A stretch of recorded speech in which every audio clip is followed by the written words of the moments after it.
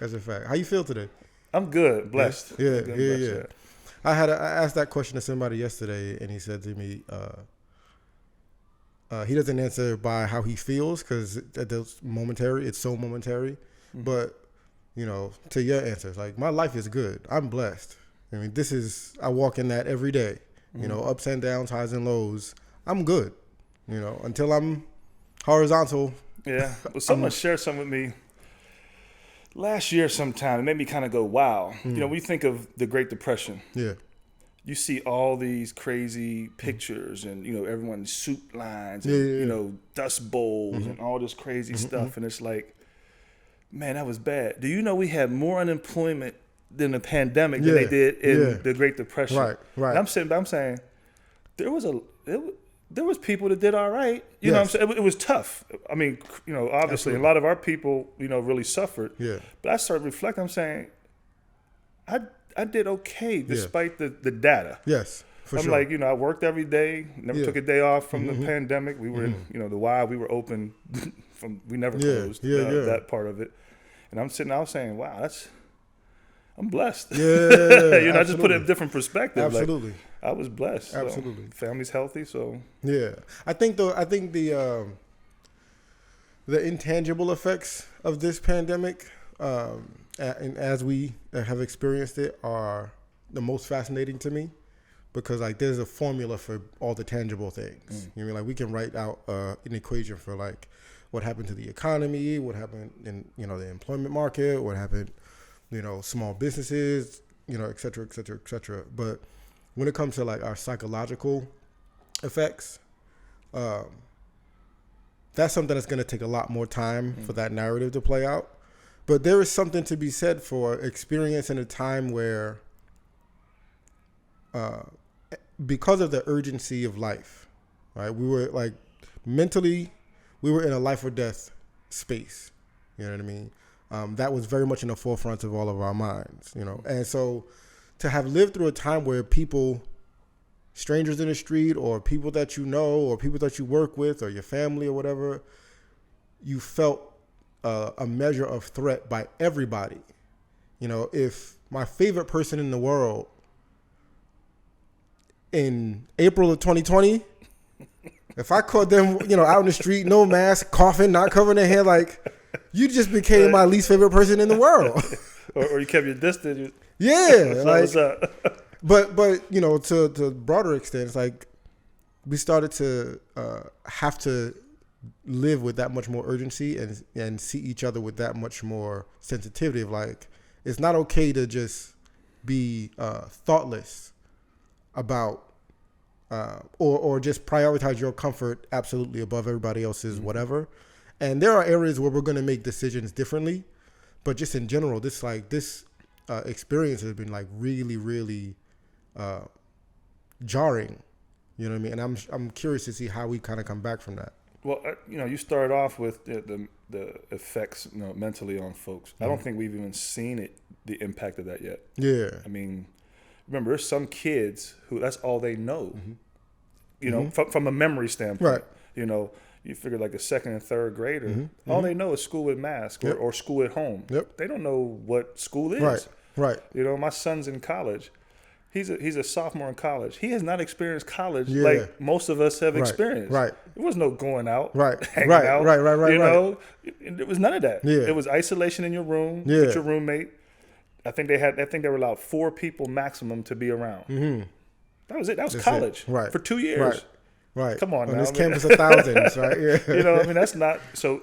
So the impact of this is, I don't think we even scratched the surface. Yeah. We probably won't know real data probably to 4 or 5 years from now. Right. And how people really feel. Matter of fact, we at the Y are looking to expand some of our space to do mental health and behavioral health services because right now Essex County is about 40% underserved on the most recent data. Okay. Close to 40%. I think it's like 38.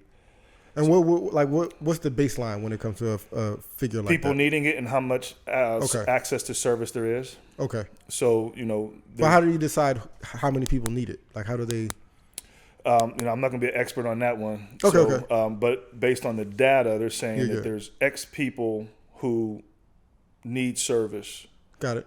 and there's only X people doing service, like on a hourly basis or daily basis. Okay. So when you think of Essex County, you obviously think Newark. Yeah. That's just the natural thought process. So the majority of that's going to be in Newark. So how do we better utilize the Y to help out? I mean, 40%, nearly 40% of folks in our area need some help. Right.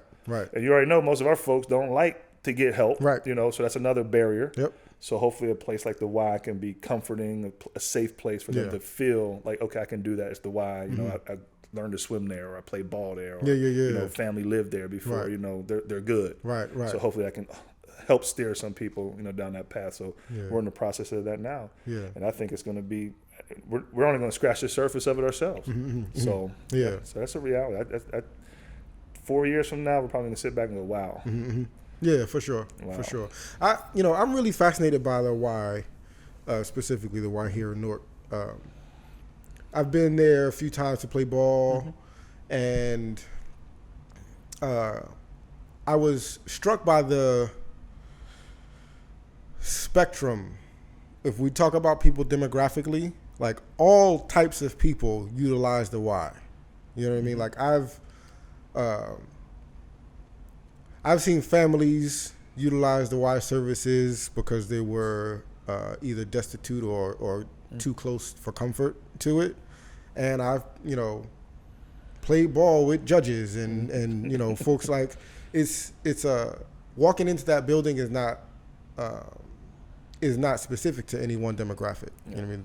The amount of folks and everything is a service in that building. Like it's not like it's a service, but over here is just a spa. Like it's all services. You know what I mean? And to the point of our mental health and all of these things affect our mental health. To be able to go to a place to exercise, to participate in a program, like all of these things eventually and ultimately help us feel better about ourselves. You know what I mean? One thing I'll say, as a selfish plug for the Y, the Y is clearly a place where all can come. And you don't know if the person next to you on the machine is homeless and in the shelter or a judge. Right. You're there, you're working out, but there are so many relationships built there. I mean, I know, I've been in the Y 28 years, and I get calls all the time, and it's just the camaraderie, the friendship, the family relationship you build. Yeah. I mean, there's people that, like, judges, police officers, businessmen, lawyers. They're all part of the Y family, and they're all close. Yeah. And then it's like someone has an issue with something, they're like, oh, so-and-so from the Y is a lawyer. Let me call. And it's like, hey, what's going on? I got you. Let's, when I see you at the Y tomorrow, let's talk a little more. I mean, you go in the locker room, got the steam room or the basketball court, whatever it is, you have a conversation. It's like, it's one big family. Yeah. And, that's special. That's a special thing about the Y. Yeah. It's even like ball. I mean, I put up big numbers in that Y. If we did some retirement shirts, I might get my name up there. I've got some bodies up there. But you play ball with all kind of cats. Yeah. You know what I'm saying? I mean, I'm 51, I'll be 52, and there's guys I play with who are in their 20s, and we're close, like we're cool. Like it allows us to be like that. So I can, as the president of Y, I can walk down Broad and Market and see some guy who's 28, out there, in the streets or whatever, and be like, "What's up, man? We good?" And we good. It's like family. But that's the Y. That's the beauty of the Y. So that's like it's something that I think that a lot of folks unfortunately are disconnected from, like that idea. Particularly in this day and age, if you've lived through the past, 30, 40, 50 years, where in communities like this, those type of programs became, more and more under attack and more depleted and more deep prioritized, like systematically. So to see it there, for one, it goes to show how valuable it is, and two, it goes to show there is more for the community than what some folks may recognize. Like there are services, there are programs, there are resources that are available for you. You qualify for them. Like everything isn't, you know, the very, very worst off of us are the only ones to qualify. Like there are other things that like we could all participate and benefit from. Mm-hmm. You know what I mean? So you said you were at the Y 28 years. That's a long time. Start my 28th year this year. Yep. That's incredible. What were you doing when you first started? Wow, great question. So I grew up in Pittsburgh, born and raised, went to college at Bucknell University where I met my wife. She's from Newark. She went to Peshawn, went to university. Yeah. And I was a year ahead of her. So after college, I was playing pro ball, pro basketball. And who'd you play for? So when I came out of college, I played preseason with the Charlotte Hornets. Okay. And then I was drafted in the CBA, which is like the D League now, up in Rockford. And then I played over in China for about a year and a half. Lived in Hong Kong. And great experience. That's incredible. Yeah. So long story short, you know, I was like, I don't think I want to, like, ball. I was a football, like, my love is football. I was built for basketball. Got you. Yeah. And I was the best at baseball. So it never came together. Like, I was like a trilogy, but it never was like in one thing. So it was like, dang, my skill was baseball, love was football, and built for basketball. Right. So it just wasn't there. I was good at it. It was a hobby, but it wasn't my passion. Right. And then, like, my wife was already teaching, or my fiance at the time. She was teaching here already. She's at Quitman Street for 28 years, 29 years. And I was like, I think I want to be a teacher. Yeah. And then she was like, yeah, I'll connect you with some people at the board. And they was like, oh, you got to go back to school for 3 years, night school, to get your education. I'm like, nah.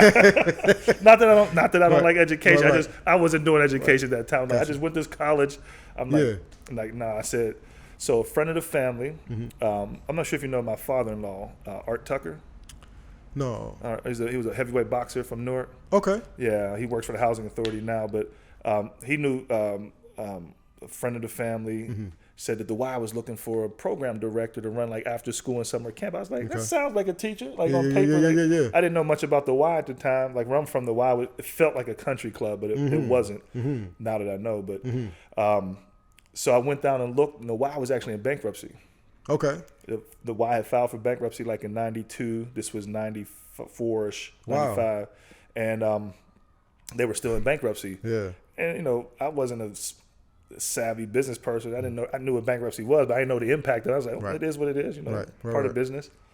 So I interviewed, and I told my agent. My agent was like, Mike, you know, I'm going to look for another country for you to go to because my season was over in China. Gotcha. I told my agent, I said, whatever comes first, I'm doing. Yeah. I said, I'm putting my resume out there. You know, he's like, all right. So I interviewed with the Y. The Y called me like at 2:00 and was like, you know, we want to hire you. But like when I interviewed for the job, I was like, this is better than a teacher because I was a director. Yeah. I would have been a director. I'm like, I'm the principal. Like I got a raise already. Like, you know, in my mind, I'm like, I went from being a teacher to a principal. Immediately. So the Y called me like at 2:00 and was like, we want to hire you. But Bloom was like $24,000. At the time, teachers were like making 25, 26. I was like, okay, teacher salary. My agent called me like at 6:00 that night and was like, pack your bags. You're going to France. $10,000 a month. Ooh. I'm like, 120,000, 24,000. Well, obviously, you know what decision I made. I mean, I've been in the Y 27 years, 28 years. So, because I thought it was God testing me, like saying, you made a commitment, what you going to do? Okay. You know, and I was like, nah. I said, God, I was in my heart, I'm like, God's testing me. Yeah. $10,000 a month. Right. You know, France, guarantee. I'm like, nah, there's a kick to this. I'm about to sell out. Right. So I told my family, I told my agent, I said, that's it. I'm moving forward with the Y. Yeah. And then, like I said, 27. And I didn't, going into the Y, I didn't know it was going to be a career. Because most people think of the Y, at least me, you know, it was like lifeguard, summer camp. You don't see like the president. You don't see the chief financial officer, you know, those positions are like behind closed doors, and all you see is the front people. And a lot of people think of it like a summer job, you know, most people. But when I got in, I had an opportunity. You know, the CEO was a person of color, a black man, and kind of took me under his wing, and you know, I guess he saw something in me, and showed me there's a bigger world in the Y that you can make a living off of this, like. What he was paying in taxes, I was getting gross. I was getting gross for a director. I'm like, I guess you can make a little money from, you know, you want to take care of your family and have a career. You can actually, the Y could do that, but you don't hear about that a lot. We don't do a good job of promoting careers, or at least historic. I hope that we've done in the past, because we have a lot of people who made the Y career, even here in Newark. Mm-hmm.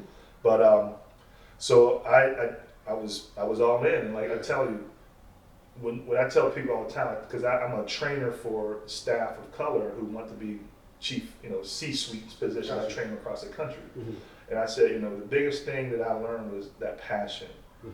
You can have a job, and I just there's a saying that I learned. I just love it. Job just means just overboard, just overboard. Boredom, just over broke. Boredom's here, and then here you are. So we look at a career. It's like, what do you want to get up and do every day? Like that should be your reward. I mean, and that should be. If that's your reward, you're gonna want to go every day. You're gonna want to excel at it versus like, oh man, I gotta go in today. When you're doing that, it's tough. It makes you get old quick. So the first week, I'll never forget it. I'm in charge of the after school program. We only had at the time 12 kids in it because they were struggling. And at the end of the week, my first week, I started on a Tuesday. By Friday, one of the kids was ran over to me and grabbed my leg and started crying. So the mom came to get him. They said, I don't want to leave. I'm having so much fun. I was like, wow. That hit me hard. I'm like, oh, this is what I'm doing the rest of my life. So, long story short, I knew at that moment, this is what I was made for, to help others. I tell people all the time, I'm not special. I didn't get to where I was on my own. People in my life, and caring adults, parents, had opened doors for me. Me and my best friend, they came up this last week, and we had breakfast. And cool guy. I mean, we're best friends. We're brothers. We're not even best friends. We're brothers. We don't call each other friends. And we grew up in the same projects, back in Pittsburgh. And we all had the same opportunities in life, but it was just some of us did other things. I was the only African American that went to college and graduated. I'm not special. You know what I'm saying? That's sad, but it's and people are doing well. I don't want to take that out of context. People are doing well on their own, but it was something about getting the education, moving forward, and getting that degree. And I didn't do that on my own. We was in the streets, drugs and stuff. And they were like, "Nah, man, get away." They knew that, they had a feeling that that wasn't my life. You know what I'm saying? You had something bigger. The sports and stuff. They was like, "Nah, get out of here." So that caring adults, even though they might have been doing dirt, they were still caring. For sure. And they said, "Nah, you can't be around this. If I see you around, I'm jacking you up." While they were doing But it. I think that's so fascinating because it kind of really speaks to the humanity of all of us and how narratives are written that dehumanize roles. So if you're playing the role of the guy doing the dirt, the humanity is kind of taken out. And it's it was only because of their humanity that they treated you that way. And also because they saw your humanity. It's no, this is, you have a thing that's worth preserving. Absolutely. I remember one of my friends, definitely close friend, a little older, he was like, how growing up, I grew up in a small town, outside of Pittsburgh, not like a Newark, but it's almost like East Ward, South Ward, North Ward. We had our own section, and you didn't go. And it was it's not funny, but it's reality. It's I'll beat you up, but no one out there can beat you up. Right. You know what I mean? I'll jack you up, but someone over here mess with you. I can fight you today. An hour from now, someone from over there comes, I'm getting them. That was the mentality of the people I grew up with. So it was, But I said all that to say is, I knew that caring adults helped me through those doors. It wasn't just Michael Bright. I wasn't that special.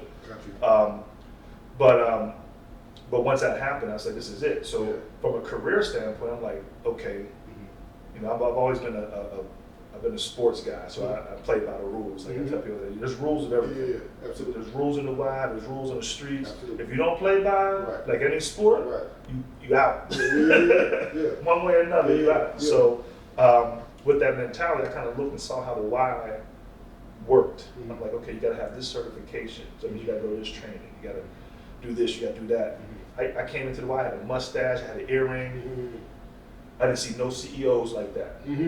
So I took the earring out, took the mustache off, and then I wore a suit. Back then I had a briefcase, because that's what they did. So I'm like, okay, that's what you gotta look like. So I'm like, that was my path. I just started, navigating. I said, you know what? The reason why I wanted to be a president CEO was I didn't want to have to ask to help people. Mm-hmm. You know, Mm-hmm. in my role as a director, I couldn't just go do something. Right. I had to get permission from this person, Right. this person.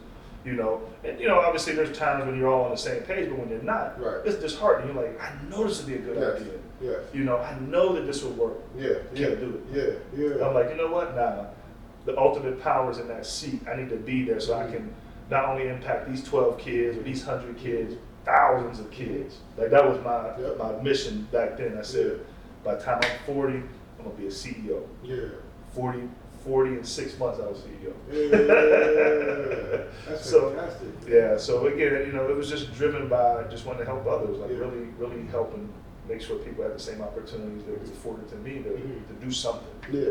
You know, but that point though about, you know, cut the mustache, take out the earring, like there's that makes me think about how for all of us who have ambition, who have goals, you know, there is the goal, right? But what's really the crux of it all is becoming the person that goal applies to. Like the CEO is the person that you wanted to the role that you wanted to have. You had to become the person. And first thing that you decided to do was get rid of the things that made you not look the part. You know what I mean? And some you can take that however you want to take that. No, absolutely. I'm sure there's a side to that, another side of that. Yeah, but the point is that was your goal. So that's what you decided to do to align yourself more and more. And you know, over those 40 years, or sorry, what are you talking about? Like 20 something years. 20 something years.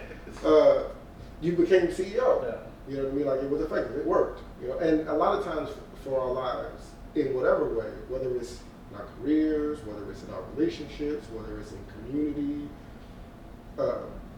what we struggle with the most is, like we call it getting out of our own way, which is what it is. Like we resist becoming something other than what we are today. You know. Well, you know, I think and this is what I think some people that I've come across have a hard time with, because you know you want to be yourself. Yeah. You want to be who you are. And I know this might not be the best topic or you know the hot everyone agrees with, but you know being able to code switch is a reality to me. Like when I say like everything I talk about is a Mikeism. That's just that worked for me. It might not work for you.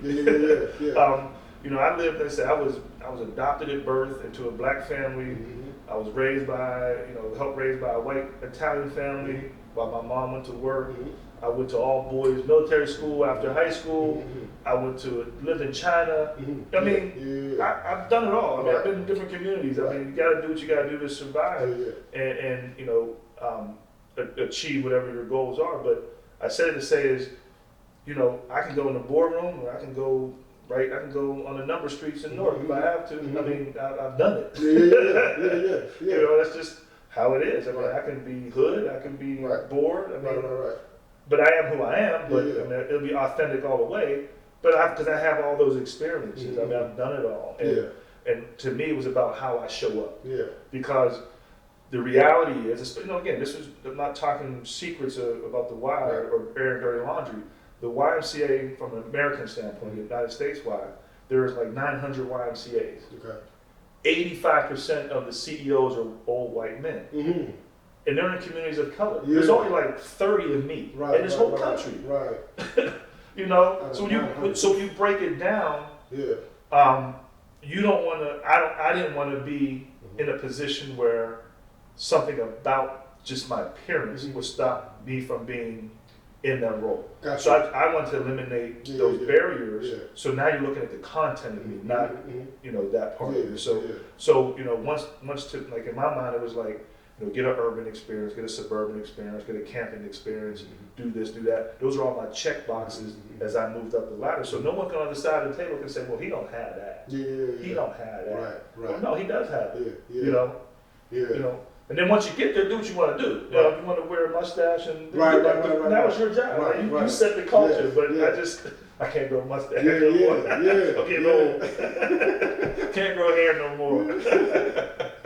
But again, that was just how I saw it. And that's what I use as my navigation tool to do what I want to do in life, which was to help as many people as I could. So, you know, that path worked for me. But I try to tell people all the time, you got to find your passion first, understand the rules of the game, because they all have rules. I don't care what it is. Everything has rules. And once you know those rules, play within them. Right. So across this 28 years, and at the various levels, like up until becoming CEO and being CEO, are there any particular initiatives or programs or campaigns or even just an instance, like something that happened one day? Like, what are the things that stick out to you in that timeline of like, man, that was special. Like that was wow. The juice. That was the essence of why I wanted to do this. Well, it was really that story I told you. That was the fuel of the fire and the acknowledgement of why. Because when I was 25 years old. Yeah. I played. All I knew was basketball. Right. I knew I wanted to work. Right. I didn't know what I wanted to do, and I didn't really know why. Mm-hmm. But when I had that, and it's called like the ultimate interaction. Yeah. I had an ultimate interaction with a child Mm-hmm. who just showed me that what I was doing was something so positive in his life that it broke him down to tears. Yeah. That he didn't want to go with his mother. He didn't want to leave the Y and go home because between 6 o'clock that night and 3 o'clock the next day was too much time between him having fun and what we were doing. Yeah. You know what I mean? Yeah. And that ultimate interaction said, this is what I want to do. Now, over the years, I've been part of some great initiatives, some great projects. I've been fortunate to raise millions of dollars at some Ys and build on, pools and classrooms, start new initiatives like mentoring program. We have a great mentoring program here at the Newark Y. It's incredible. We're matching people up and they're, getting life lessons from professionals. Every Y I've gone to, I'm sure I can just say, boom, this was something that was impactful. When I was in New York, we partnered with the Jamaica Y. We built a school in Jamaica, Kingston, through our YMCA efforts here. It's like, wow, these kids had no school. We built a school so they can go. Wow. So that's that kind of impact that happens. That, man, I could probably write a little short pamphlet on my impact. But let me you know what? Yeah. I'm gonna chime in on that a little more. Some of the most impactful stuff wasn't even service. It was developing staff to become leaders in the Y. At one point, I had 5 people that I supervised and mentored directly that became CEOs in the Y. Wow. That to me is like, that's important. Because now, hopefully, the things that we've shared together, they took that on and helped spread, more impact, on other people. So they want to chime in on that. That's beautiful. Absolutely. That's like that's a powerful one. That's powerful. I don't even need to talk about it now. So, all right, working here in Newark, right? There are 2 questions I want to ask you about the Y. Well, first off is, if I want to volunteer at the Y, or I want to volunteer and I don't know where, and I realize I could volunteer at the Y, how do I do that? How do I go about? Yeah, most people, you could just reach out, call in, just call in and say, hey, I'm looking to volunteer. Okay. First couple of questions would be where you want to volunteer, because in the Y we have multiple areas. You want to help out with the homeless. You want to help out with the youth. Right. We have a beautiful 200-acre resident camp up in Sussex County. You want to help out there. Where do you want to help? From there, the staff will direct you to the right person. So once you get connected to the right person, it becomes, it's almost like a job. So you have to fill out an application. Depending on what type of volunteer it is, we have to get a background check, that kind of stuff. We have to protect the kids. And then from there, we get a lot of interns from like Rutgers and stuff. I know it's not really volunteering, but then they come down and do some of their work here. But then from there, it's just like, what do you want to do? Like, you want to work, work with basketball clinic, on Saturdays. And then we just connect you and do it that way. Okay. But we treat the volunteers like staff. We just don't get paid every other Friday. We got rules, you got process, And then, you know, well, obviously volunteers do it out of love and their heart, you know. Now, there's other volunteer opportunities. So like we have Healthy Kids Day coming up in April, actually end of April. And, you know, if you want to come out that day and just be part of the festivities and help maybe do a booth or some activities, you know, we do a lot of those. Or if you want to do like a service day where you want to come paint some rooms or something, you know, people come on, there's all different aspects of that. Okay, that's dope. I like that. I feel like I heard or read something recently about the paint a room. I feel like I was in a conversation recently that came up. The painting room? But painting a room. room. We have a program called Adopt a Room. Yeah. And basically, you know, company, it's affordable. I say affordable, you know, it's usually between $700 to maybe $1,000 per room. So like an individual or family can do that. So what happens is you take a room and you pick out the bed sheets, the frame, you know, the stuff you want, the frame, like the pictures, inspirational stuff. Right. And you know, as a project, you go and fix it up, make the room nice for someone who's going to need it. You know. Yeah. Dr. Robert Austin, he was the one that mentioned that to me. You know him? Yep. Yeah, he was the one that mentioned that. He said he had done that a couple of years ago with like his fraternity. Yeah, we get fraternities, sororities, businesses, church groups. They've all come in. Some of the elected officials have done rooms. And they come down and that's all. Like Mildred. Mildred Crump took some of her people and came down, adopted a room or two, and fixed it up for people. You know. I'm gonna do that. Yeah, definitely. Hold me accountable to that. I'm gonna do that. All right, I got you now. Yeah. When I get back to the office, I'm gonna shoot you the brochure so you can figure out what you want to do. Yeah, definitely. And then from your side, from the organization side, like, how do you guys? Transparency. This question is kind of rooted in a frustration of mine around a lot of the community-based organizations throughout the city. But how do you guys communicate out to the public, like what your initiatives and priorities and opportunities are that you would say is most effective? I can't speak for everyone, but I would say that's probably a challenge, especially for us. You know, we're as a not-for-profit. We're not a large not-for-profit. Okay. You know, from a YMCA standpoint, we're probably part of the majority, but there's some Ys like $100 million. Yeah. And they have departments. Right. Four people in the department for marketing. Yeah. Guess who the marketing director is at the Newark Y? Me. You know, gotcha. I don't have the budget to have all these extra people. Yeah. So I would say, for the most part, certain things like that aren't as strong because we don't have the resources. Okay. Our resources are very finite, and we have to make sure we're using them to the best of the service.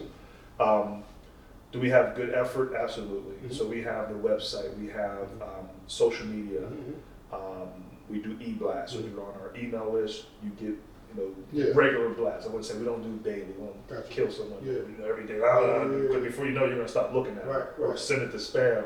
You'll never see it. But so we do the traditional stuff, like I say, social media, the website, email blasts, and then for the longest part, most of the time, it's word of mouth is probably the biggest community spreader of what's happening. You know? But yeah, again, if we had the resources, I would love to have a department that would do their job. Now, is there a way for us to collaborate more?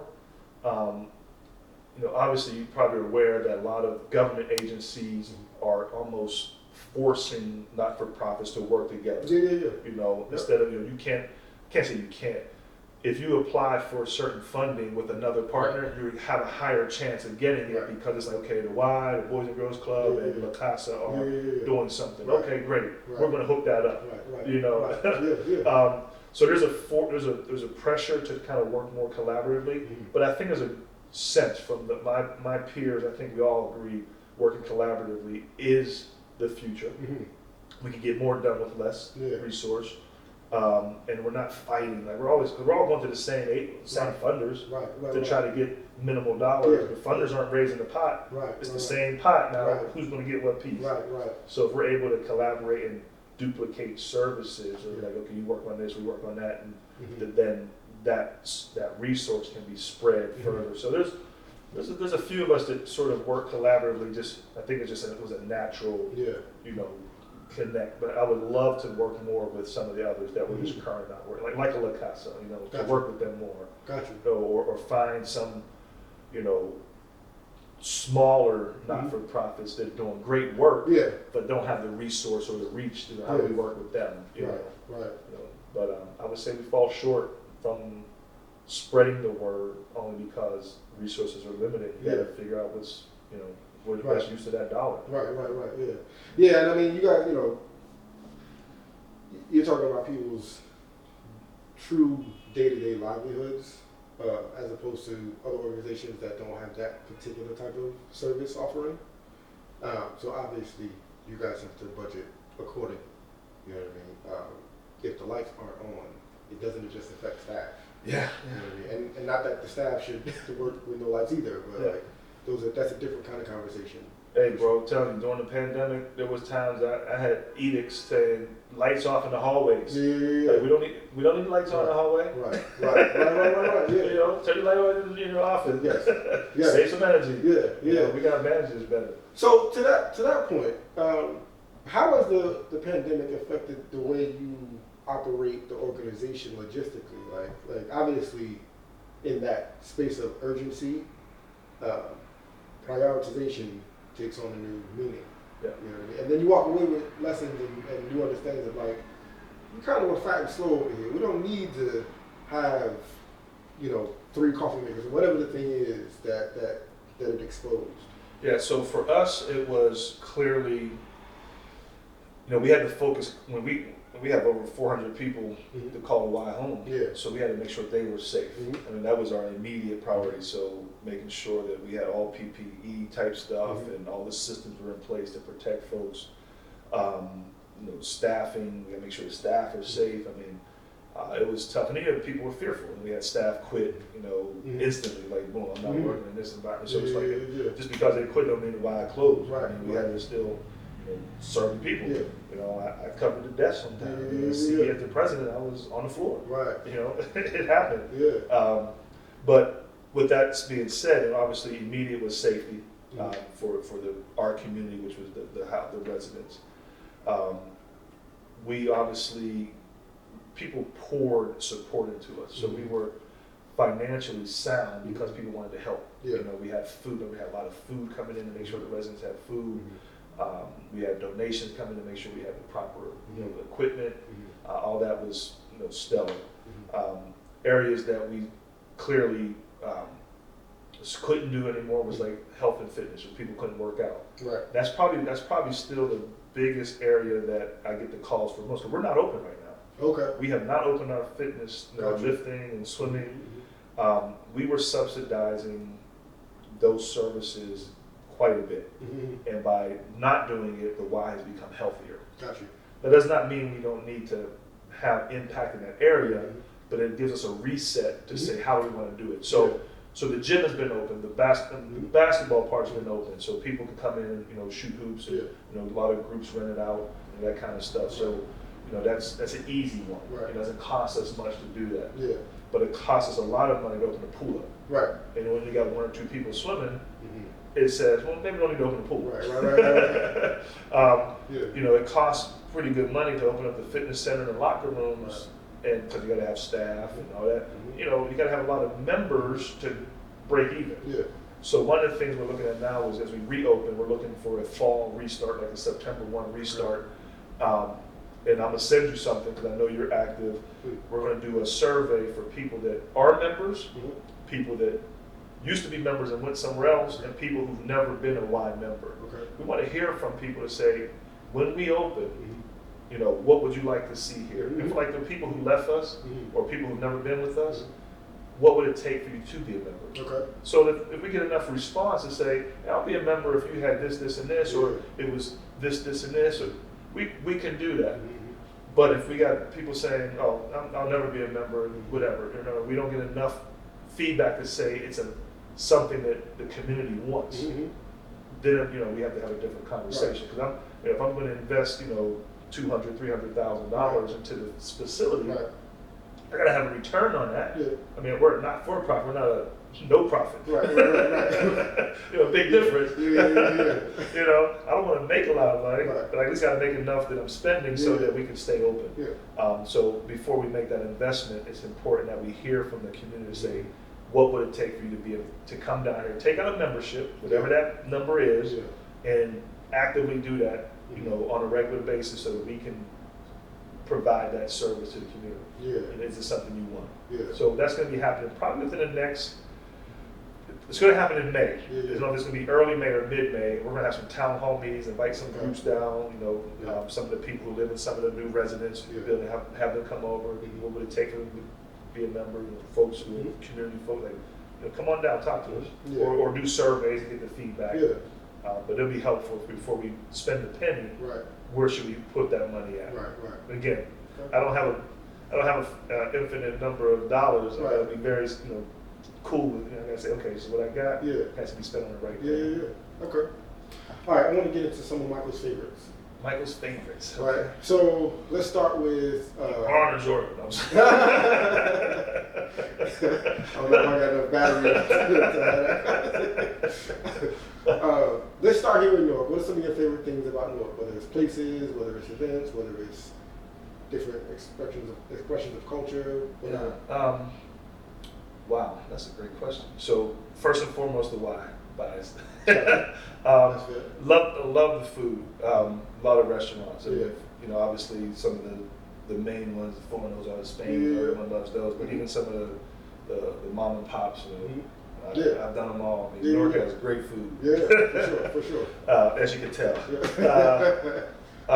The culture, I think there's a great culture of, especially nowadays, I think that the community culture, the arts culture, you know, the shows, I mean, those things. I go to a lot of shows and you know, participate that way in the community.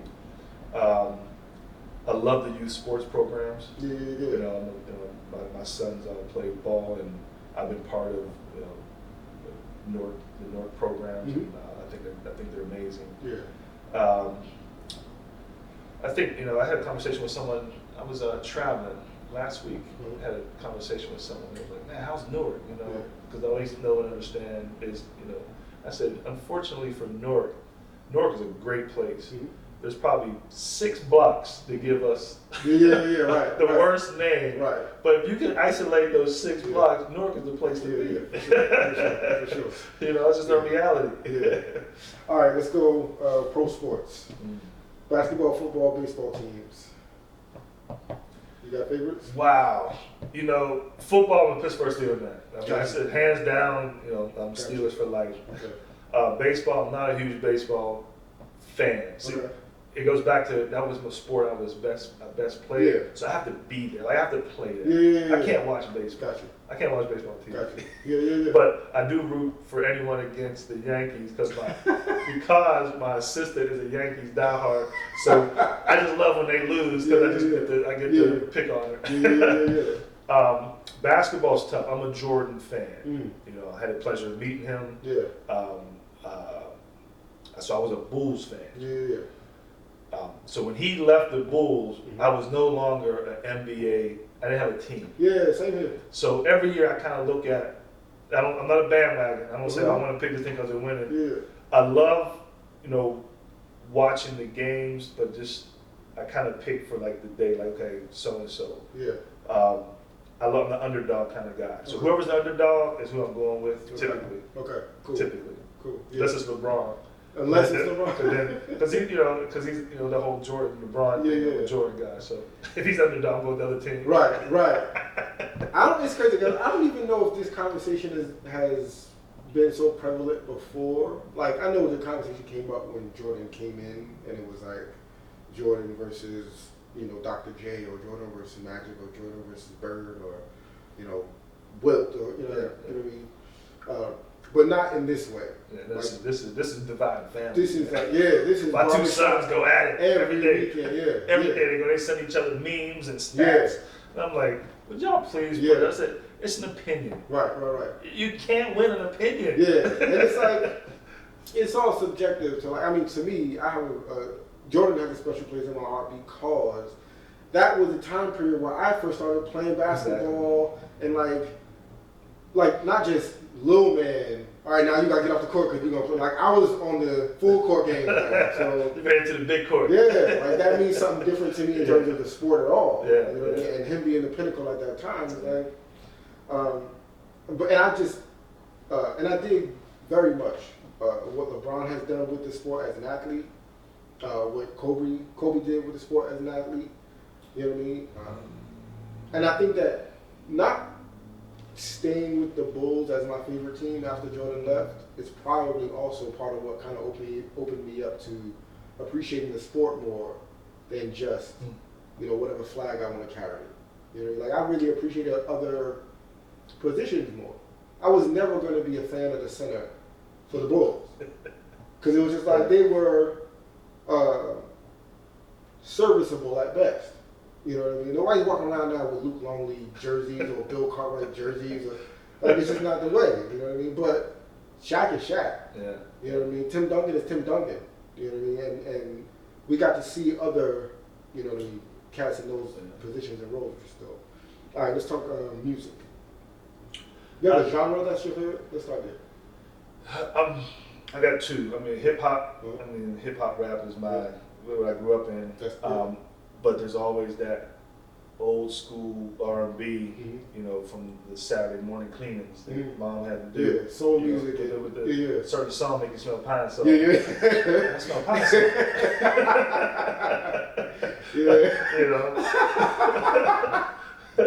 Yeah. So I can my son's friends they're like wow, your dad.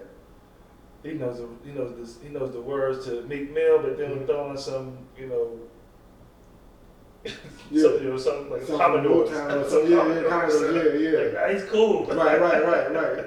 Yeah. I think sometimes I get embarrassed myself. I be singing raps right with him. Yeah. Of course. And if you ever catch me walking in Military Park, I have my headset on. I always got my walking tape. Yeah. I'm singing all the songs, but DMX. Yeah. Even Do It All, he gets me around the park at least once or twice. Just that kind of stuff. So. Yeah. I think that's like the conversation around hip hop and its cultural influence and impact is like so very dimensional. And if we were to only look at these artists as artists, if we only look at them as the writers of the day, and we just look at their writing, we would be having a very different conversation than the conversations that tend to be had around hip hop. You know what I mean? Like we just don't give them that kind of. We don't let them just live in that space. We also want to talk about, them as a person, and that's past hip hop. That's celebrity culture nowadays. You know what I mean? But Shakespeare was a writer. Mm-hmm. Nobody was going to him to be a role model. You know what I mean? And I think that it's really awesome for us to be able to get the benefit of this beautiful art if we just allow ourselves to just take it in beautiful art. And that doesn't mean that you're gonna love all of the art either. Like some of the songs. I tell you, bro, I tell my son, it was like I think Bobby Shmurda, Hot Boys, it was like, turn off the music and listen to what he's saying. Yeah. That's garbage. Yeah. But you put the beat in there, we all doing it, but take the beat out, it's like, this is terrible. What's he saying? Yeah. And so to me, like Rakim, that's my dude. I go back that far to where it's like Big Daddy Kane, they talking, like they were saying something. You got a top five? Whew, that's a tough one. So, my top five, you got Rakim. Mm-hmm. I'm not going to say who's 1 through 5. I'm going to say if I had to pick 5 people, that would Rakim, Big Daddy.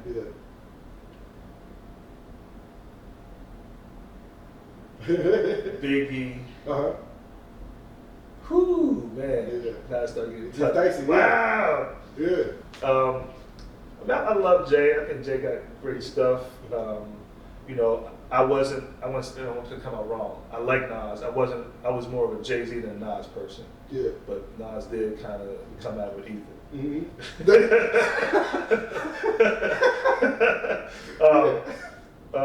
Wow.